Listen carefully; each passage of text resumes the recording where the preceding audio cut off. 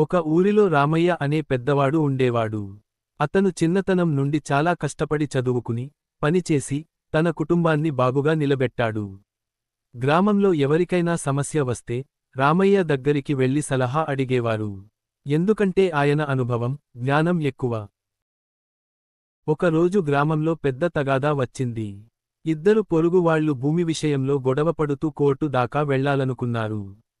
అప్పుడే గ్రామ పెద్దలు రామయ్యను పిలిచారు. రామయ్య ఇద్దరినీ ప్రశాంతంగా కూర్చోబెట్టాడు. గొడవ పెంచితే నష్టం మీదే, మనసు పెడితే పరిష్కారం సులభం అని చెప్పాడు. తర్వాత ఆయన ఇద్దరి వాదన విని, న్యాయం చేశాడు. భూమిని సరిగా కొలిపించి, ఎవరి హక్కు వారికే ఇచ్చాడు. ఇద్దరూ సంతోషించారు.